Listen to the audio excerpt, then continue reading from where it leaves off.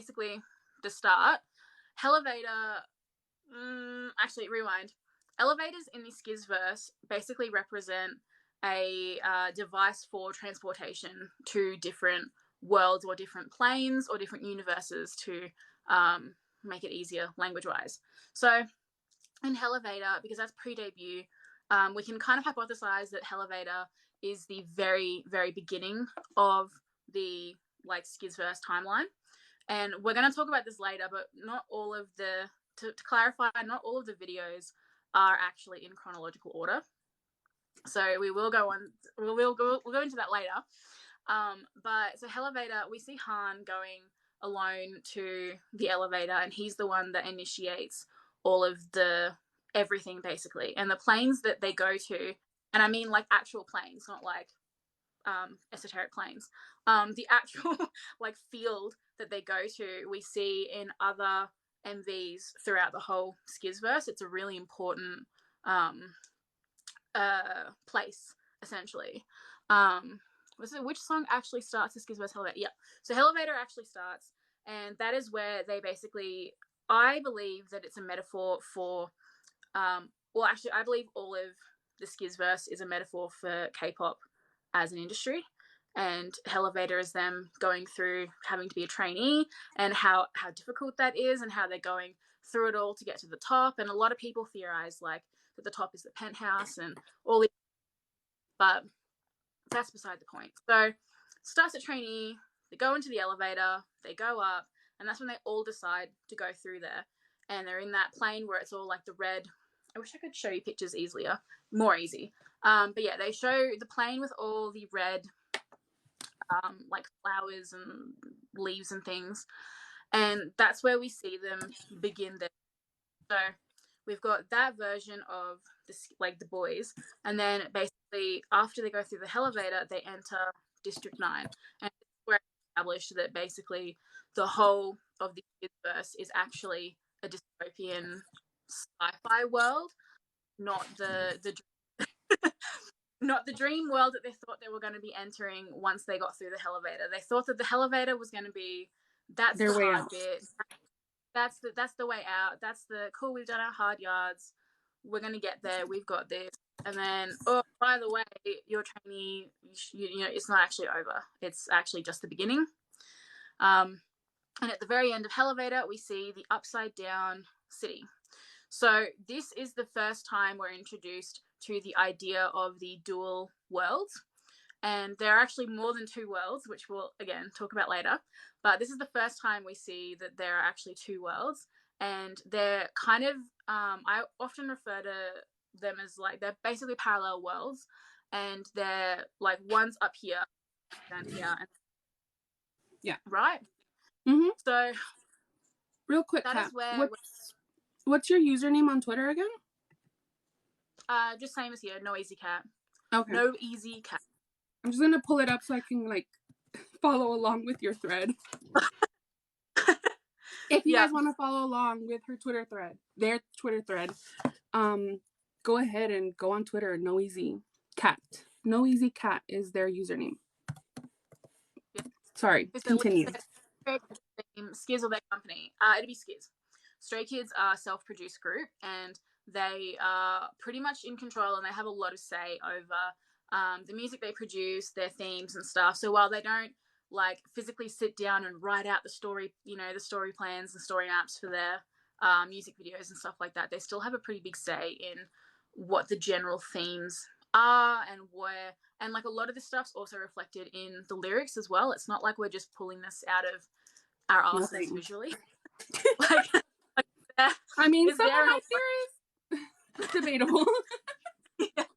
So it's there in a lot of different ways. You can see these things represented, both like visually, the lyrics, everything. So what I believe, and I've talked to Cristal about this, what I believe is that with any good, and this is why we've sort of started talking about it a lot, because a lot of this, I feel like if you are a fan of sci-fi, fantasy, dystopian things, Marvel, like comic book type stuff, you'd be very familiar with the concept of a multiverse or a world that the narrative is important because, sorry, Elaine, rewind. the narrative is not the important bit, the world is the important bit. So Stray Kids have built this world, and everything in it, narratively speaking, are just the little extra bonuses that tie into the world. But it's the world building that's actually the important part. So what I believe Chan has done, sorry, I refer to them by their names all the time. What I believe Chan has done is that he has come up with this concept, well, him and like Skzverse have come up with this concept with basic rules of the worlds, basic ideas of the worlds, and a basic kind of map of how it's all going to work. And then he's got plot points of what are the important bits that have to happen, and then everything else that will fall into those rules will fall into those rules. So it means that they could write literally any song in the world and still be able to tie it into their world they've already built, as long as it matches up with certain rules, like the color blue representing powers, green representing the shadow world or the upside down world, whatever we want to call it. Elevators being the point of transportation. Elevators of transportation, the motif of falling. So there's a whole bunch of little things like that they're able to tie into everything.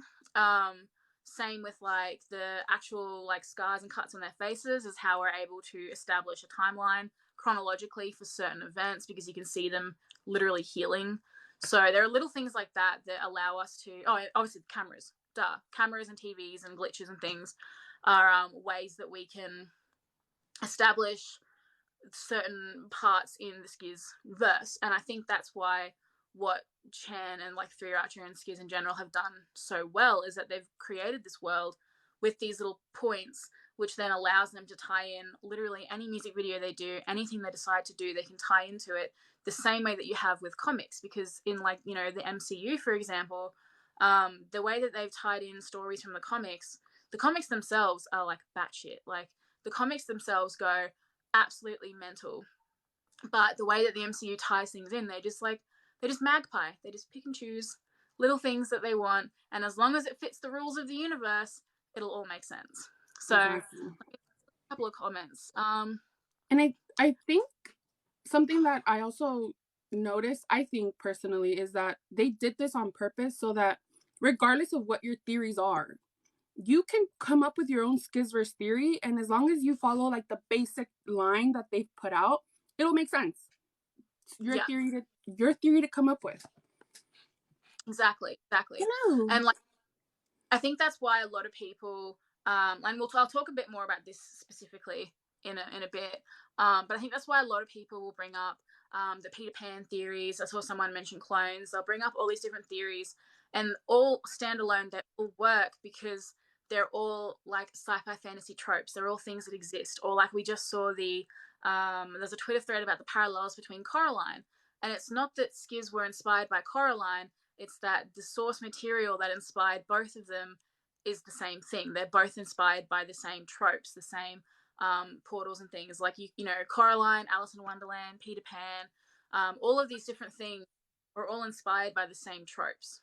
So that's why it all kind of works, because as I've talked about so many times, Stray Kids are all losers. They're all nerds. They're such nerds.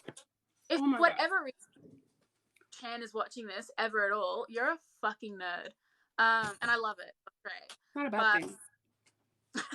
Yeah, so someone said, so the theories aren't right, but they aren't wrong. Yeah, exactly. So I think a lot of people get too hung up on linking the actual narratives themselves to the theories and the worlds, but I think the narratives are actually, like, the storytelling part is actually the least interesting part about the Skzverse, in my opinion. Because I think the storytelling part is what comes in through the music, and we can appreciate the music and appreciate the stories with or without the whole Skzverse context. And that's why it's so, like what you were saying, that's why it's so good, because you don't have to be involved in all of this to get, to appreciate it, basically. Yeah. We're not dissing the boys. I'm just as big of a nerd. Like, this is So let me quickly go back to, so we were talking about Elevator and District 9, right? Yes. So this is where we're introduced to the world is actually just a dystopian sci-fi, right? Mm-hmm. So in So in District 9 in the I Am Not trailer, and by the way, I have a playlist of like all of the videos that I think are important to discuss for like references. So like I always go to that before I'm having these conversations and stuff, because that's where I get all my screenshots. That's where I like look for things when I need to. So District 9, so we're introduced to this whole dystopian world. And this is where we start seeing the things about glitches and about how, and this is also when we first see two INs, which I saw someone mention clones. I'll touch on that in a sec. So this is where we start to see, and this is all in the I Am Not trailer, if anyone's interested in looking at more of the, and if you haven't watched the trailers and the teasers, please do, because holy fucking shit. Sorry, am I allowed to swear? We never established that. Yeah. Disclaimer. Anyone that knows me outside of TikTok, I curse a lot. So I'm sorry. Once I get excited, I'm gonna curse. Okay. I mean, I'm Australian, so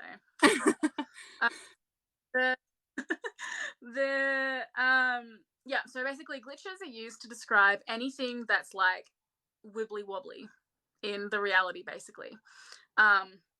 So in the whole I Am series, the I Am Not, I Am You, I Am Who, that whole trilogy, that is when they're trying to discover like who they are, and they're trying to figure out their identity, and every song, every album in that is basically them trying to figure out who they are. So because they've come through Elevator, right? They've gone through hell, which is trees. They've gone through hell. The survival show. So they've kind of gone through hell and and now they're in District 9. They get out of District 9 because they're like, okay, maybe we're not, because District 9 is where they're basically brainwashed into thinking that everybody has to be the same in this world that we've created. Everybody's the same, and they're like, actually maybe not.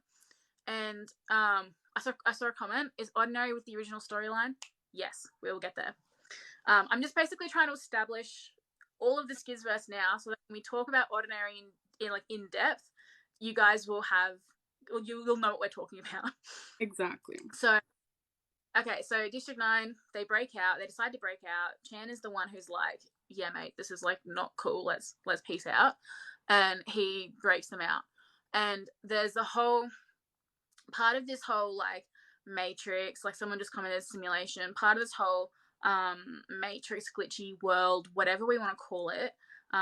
We'll talk about our theories on what the world actually is later, but whatever we want to call it, they actually have to physically break out of it. And we see this motif of having to break through a glass or a barrier or some kind of screen in front of them, whether it's physically glass or it's some kind of power dome or anything. We see this in maybe every second music video. They're either physically doing it by like shooting it or bashing through it or whatever, and we see it smashing, or they're breaking the fourth wall, which is metaphorically breaking through a barrier. So we see this in like nearly every single music video, teaser, everything that we've literally ever had from Stray Kids. So they're very aware of this, like, I don't want to say multiverse yet because we're not quite there, but like they're very aware of the situation. So they break out, they're trying to find out who they are, and then after they've figured that, or once they've decided they figured that out, they go, okay, well, how do we fit into the world? So the Clay series is them trying to find out find the key for how they fit into the world, and how that now that they've figured out who they are, how do they fit into this reality that they're in, right? So in Miro, it's basically all about rebellion. I believe all of it is about rebellion, because they're rebelling against the system in Miro, and a lot of it, like even down to the costume design, like supports like rebellion stuff. But yeah, so they're embarking on this journey of like dismantling these systems. They're trying to rebel against the man, rebel against whatever powers there are, and the glitchiness is like getting stronger and stronger as we see like through Double Knot, and like the glitchiness is always there. And as we've seen with cameras, and why cameras are so important, is that they use cameras to see glitches and to see what is essentially real, but I don't want to say real, but like essentially real, but they're also being viewed, they're being perceived. They're always being perceived, whether it's by someone using security camera footage to look at them or whether it's us perceiving them. They're always being perceived and viewed by something, right? So I hope everyone is like, I hope this is making sense to everyone. Someone said so much is clicking in my mind right now, right? The first time Kat and I had a conversation, I was like, yes, so much makes sense. This is what I get for growing up watching Doctor Who, okay? So we've got, Miro. So they enter the maze. And everything about Miro is about mazes, right? And what do you do in maze? You try and find where you are. And that's a whole symbol, like that symbol is throughout all of Skiz's stuff, is that they're just trying to find where they are, who they are, why they're here, where they are. And so Miro, they talk about how it's a concrete jungle, but how they've entered the concrete jungle and it was their choice to do so. That they were so they wanted it so badly, and that their dreams have clicked together and they wanted it so much, but they have to fight through a lot of shit. So like they thought Elevator was bad. They thought being a trainee was bad. The actual having to deal with everything in K-pop, that's the bad. That was the hard bit. That's the maze. So we see the maze, and this is when we're introduced to I guess I'm going to call it, for the sake of this conversation, I'm going to call it the fixed timeline. So this is the fixed timeline. This is the timeline that is constantly going straight, that isn't really diverging from anything. So we see this city in Miro. We see this city everywhere. The city skyline, we see it in everything. It's the same skyline that is mirrored in, that we've seen, that image a shit ton. We see it mirrored in a bunch of different things. And we see the city everywhere, and they're also back in the city in Oddinary, but we'll get to that later. So and it's the first time we see them on the rooftops.